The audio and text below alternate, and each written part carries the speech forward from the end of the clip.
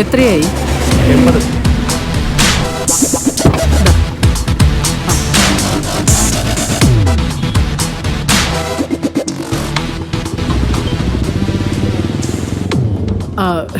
കുട്ടികളെ നേഴ്സറിൽ ഇറക്കിയിട്ടേ വേറൊരു ഓട്ടോ വിളിച്ച് വരേണ്ടി വന്നു.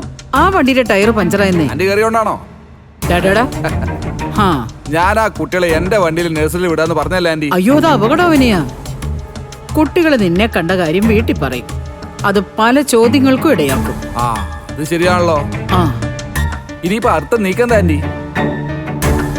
ആ ഭദ്രയും ആർച്ചയും ഭാനുമയുടെ അടുത്ത് തന്നെ ഉണ്ടല്ലോ. ആന്റി അവരെ കണ്ടായിരുന്നോ? ഇല്ല, അവരെ കണ്ടില്ലെന്ന് മാത്രമല്ല, അവരുടെ കാര്യമേ ഞാൻ അവിടെ വെച്ച് മിണ്ടിയില്ല. അപ്പൊ പിന്നെ കുട്ടികൾ അവിടെ ഇരുന്ന് എങ്ങനെ ഉറപ്പിക്കാൻ പറ്റും? അവരെ ഭാനുമയുടെ അടുത്ത് നിർത്താതെ ഹോസ്പിറ്റലിലേക്ക് കൊണ്ടുപോയിട്ടുണ്ടല്ലോ. ബാക്കിയെല്ലാരും അവിടെയല്ലേ ഉള്ളത്. എന്റെ വിനയ, നിന്റെ പിള്ളേര് ഭാനുമ്മയുടെ അടുത്ത് തന്നെ ഉണ്ട്. അത് ഞാൻ വിച്ചു മോനോട് തന്ത്രപൂർവ്വം ചോദിച്ചറിഞ്ഞു. ഇനി നീ ധൈര്യമായിട്ട് അങ്ങോട്ട് ചെന്ന് നിന്റെ മക്കളെ വിളിച്ചോണ്ട് പോയിക്കോ. നമ്മള് തമ്മിൽ കണ്ടതും സംസാരിച്ചൊന്നും ആരും അറിയണ്ട.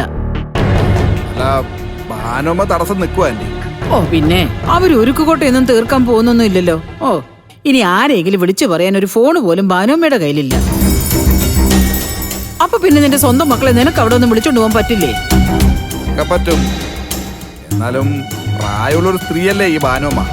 പിന്നെ ബലം പ്രയോഗിക്കേണ്ടി വന്നാ അത് പണിയാവും. ഉടക്കിയാല് വിട്ടുതരുന്ന ആളല്ല ഭാനുമ്മ എന്ന് ആന്റിക്ക് അറിയാലോ. അതൊക്കെ നിന്റെ മിടുക്ക് പോലെ ഇരിക്കും വിനയ. ചിലപ്പോ മാഷിന്റെ അവസ്ഥ ഇതായതുകൊണ്ട് കുട്ടികളെ വിനയം കൊണ്ടുപോയിക്കോട്ടെ എന്ന് ഭാനുമ്മയും വിചാരിച്ചു കൂടുന്നൊന്നും ഇല്ലല്ലോ. ഓക്കെ, എന്നാ പിന്നെ ഞാൻ ഇപ്പൊ തന്നെ പുറത്തു. എന്തെങ്കിലും പ്രശ്നം ഉണ്ടെങ്കിൽ ഞാൻ വിളിക്കും. ആന്റി ലൈനിൽ കിട്ടുമോ? അത് പിന്നെ ഞാൻ വീട്ടിലേക്ക് പോകാന്നാ വിചാരിച്ചത്. ഇനി എന്തായാലും ഇത് കഴിയട്ടെ. അതിനിടയിലേ എനിക്ക് ഹർഷയൊന്ന് കാണുകയും ചെയ്യാം. ഓക്കെ, ആന്റി ഈ പരിസരത്ത് തന്നെ ഉള്ളത് എനിക്കൊരു എക്സ്ട്രാ എനർജി. ഞാൻ പോട്ടെ. ചെല്ല് ചെല്ല്. ഞാൻ ആന്റിയെ വിളിച്ചിരിക്കും. ഓ ആയിക്കോട്ടെ ആയിക്കോട്ടെ, ചെല്ല്.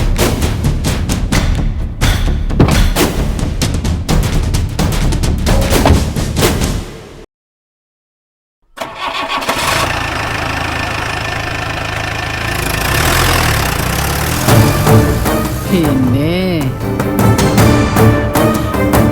അനന്തമാഷ് തിരിച്ചു വന്ന് അങ്ങനെ ഇരട്ടക്കുട്ടികളെ വളർത്തി സായുജു അടയണ്ട. അതിനുവേണ്ടിയാ ഞാൻ നിന്നെ കൊളുത്തി വിട്ടത്, അല്ലാതെ നിനക്കെന്തെങ്കിലും നേടിത്തരാനല്ല.